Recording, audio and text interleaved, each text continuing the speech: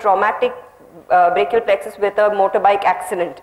There it's a very severe lesion. Here, even if these two signs are there, it can have a good prognosis, and therefore we can do a lot for these children.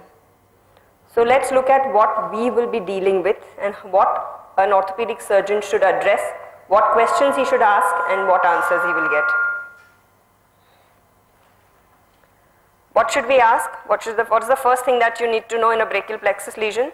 Establish the root value and correlate it with your clinical findings, because based on that you will decide what investigations to order and how will you determine the prognosis on the basis of which you know whether to intervene or not. The only helpful investigation here is going to be an EDX or electrodiagnostics. We'll look at it a little in detail later. And once you've established the above 2 points, then follow your motor march. I mean, this is just, I've put it into inverted commas because this is not really a terminology used everywhere, but this is what we kind of want to see how it keeps on recovering. So please keep seeing that serially every 3 to 6 weeks and then decide whether to operate or not and when to operate. So as long as you outline these 4 basic things, it's very, very easy to make your decisions. So let's start. We had the Narakas classification, C5-6. That's the diagram which shows you what is injured. What does it involve? Paralysis of the shoulder, elbow flexors and wrist extension. So even in a crying, howling baby, a very small infant, this much is very easy to determine because that is the attitude of the baby, that is how the child will lie. Occasionally the subscapularis function may be retained, but you all need not go into details of that now. That has more implications on what to use for neurotization and things like that, so don't really worry about it. Then you look at C5, 6, 7. Look how the child keeps the arm. Loss of shoulder and elbow function because you have all of these injured here, and you have because you have the wrist extensors involved, you have a loss of wrist and finger extension. And when you have palsies like this, please observe this baby carefully. He is more than 5-6 months old.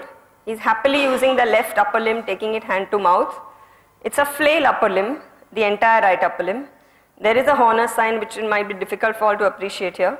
But this kind of a limb, if this picture is what is at birth and if this remains unchanged throughout 3, 6, 8 months, of course 6 to 8 months is a little too late, but if you see this kind of a picture that no matter what, if the clinical, there is absolutely no improvement, then irrespective of the timing, you have to intervene, you have to excise the scar tissue and use nerve grafts, details of which we will cover later. Now have a look at these videos. We say that if you don't get a good anti-gravity biceps at 3 months, you have to operate. So therefore, the key factor is to make out what is a good anti-gravity biceps at 3 months. Now this is a 3-month-old child. You're stimulating the left upper limb, hardly using the biceps. A similar child, well fed, very satisfied. You're trying to give him an object, does not try to take it to the mouth. In such situations, what do? Very simple. Just cover the eye of the child. If the limb has some power, the child is bound to bring the hand up to the mouth and try to get that blockade off. So if that does not happen, for example in this child, the right limb is just lying flail there and the child is simply not using it, this is an indication of surgery.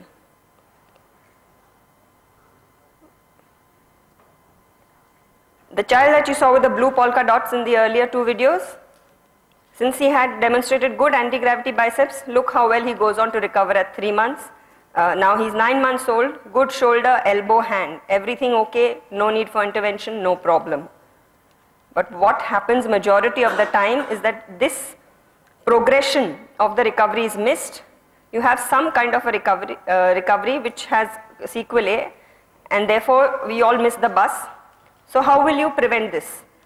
You will do your clinical evaluation, discuss with the parents, give them a reassurance that this may improve on its own. If it does not, we will do something about it. Please remember, no immobilization for the first 3 weeks. All kinds of abduction splints, all kinds of devices used to keep the arm in the historical Statue of Liberty position are completely given up now. Just start with a gentle mobilization of the shoulder, elbow, forearm, wrist, fingers and thumb, which means all the muscles of the upper limb, so that the child does not go into hemi-neglect. Do it passively, ask only the mother to do it every time that she feeds the child. That serves some role in biofeedback and it continues to show you whether if there is some recovery, active movements are returning, then it's a very easy way to assess things. Do your baseline EMG at 6 weeks so that you establish your nerve lesion, and then reassess clinically at 6-weekly intervals. Decision about the surgery, whether to do or not, would happen at 3 months. I've been saying 3 months, 3 months, 3 months right from the beginning of the lecture. Why is that? Just stop a moment to ponder on this point, because this is the watershed.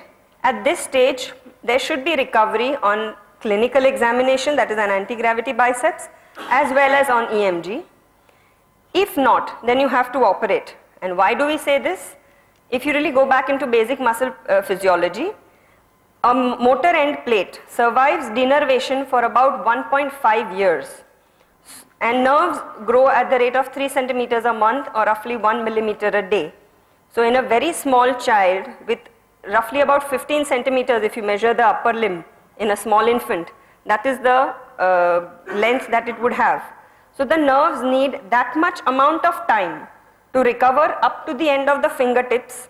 Otherwise, they are going to become flail. Even if you re-nervate later, if you have missed this timing, then this is not going to happen. So therefore, if you have to provide for that much time, you have to intervene early. So that is the whole funda behind doing it at 3 months. EMG is something orthopedic surgeons find very, very confusing and too much of jargon. So let's just simplify it and take you back to this diagram of the dorsal root ganglion. Ideally, your EMG person should be doing a EMG nerve conduction. Nerve conduction, I remind you, can be done only after the nerve recovers. So in the initial stages, if you're ordering a EMG, please don't say EMG NCV. You just say electrodiagnostics. Once you start getting some amount of recovery, then you ask the electrophysiologist for a nerve conduction study as well. And they should be doing an SCP and SSEP, which means seeing the cortical to end plate conduction and vice versa. But that is very difficult to do and not possible at all centers, so we drop it out for the moment. And in the EMG, we ask them to see only 2 things: the compound motor action potentials and the sensory nerve action potentials. These remain intact even if the dorsal nerve root is severed, especially the SNAP, the SNAP.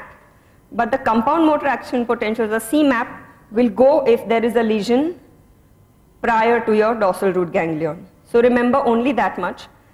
If you have a loss over here and the CMAP is gone, it's a severe lesion.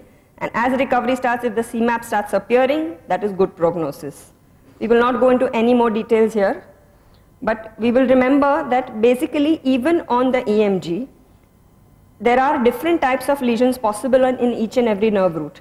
Just to show you an example, you have a lesion in continuity in the C5-6 here in this diagram.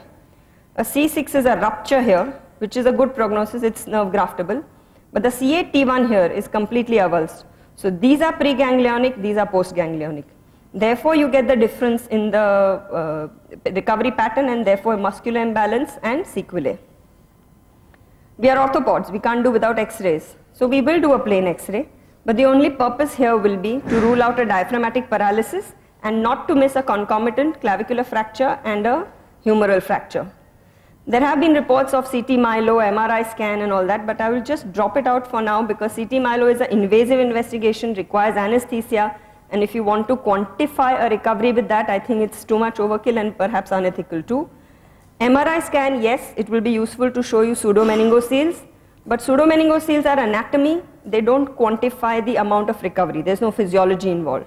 So we come back to square one, EMG is the only useful investigation that you will have for prognosis.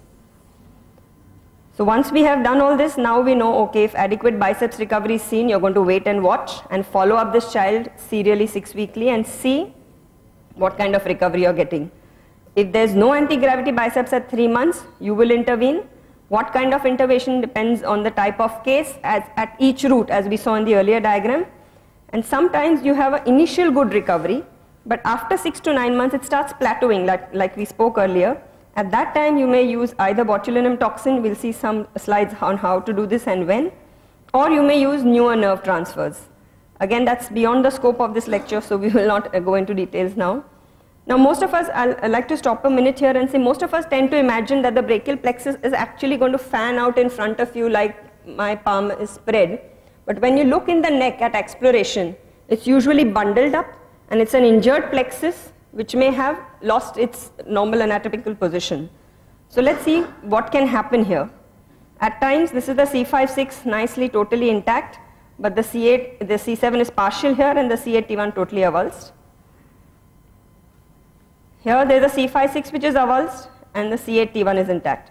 So you have to try and stimulate each nerve root, and they are all so close together, and identify which one is intact and which one is avulsed. Or you may have something as clear cut as this. That's your dorsal root ganglia which you see here, which is lying out there totally avulsed. Such cases, of course, there is no other choice but to do a opposite C7. Just basic aims of exploration and what donor nerves we'll use, not too much details here again. You need to restore shoulder stability for sure, those are your priorities because you want external rotation abduction. At the elbow you need to restore flexion, and in the hand, if nothing else is available, at least try and reinnervate the median territory. So therefore your recipient nerves are going to be the suprascapular for the shoulder, for the biceps the musculocutaneous, and in the hand the median. You will reinnervate them using either the phrenic, only in some conditions where it is completely intact and not on the right side, of course, and opposite C7, which is a donor nerve transfer from the from the contralateral normal plexus, so that you get a complete new nerve load which is totally virgin, and you can use it with cable grafts and give it to the injured plexus. Or you can use the newer nerve transfer of ulna to musculocutaneous, which will be, all this will be discussed more in detail in the symposium on Sunday by Dr. Bhatia himself. Just to show you some results of early neurotization, this is a 11-month-old child now, that's the scar of neurotization, and as you can see, of course he was a little late for neurotization, so you may notice here that his hand is still a little flail, but he's recovered his shoulder and elbow reasonably well. And some results of opposite C7, if I may orient you, this is the head end, that's from the neck, the cable graft of the brought from the opposite C7 nerve root and given to the plexus here, and that's the kind of pinch he has post-op, because this was done 3 months and this is now at 3 years his function. Well, this is going to fall more into the purview of the microvascular neuro and the plastic surgeon.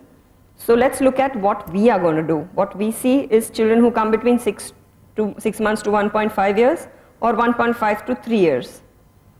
They have the following problems. They have simultaneous contractions of the agonists and antagonists both at the shoulder and at the elbow, and therefore deformities and incongruity of the joints, and all of these things are preventable.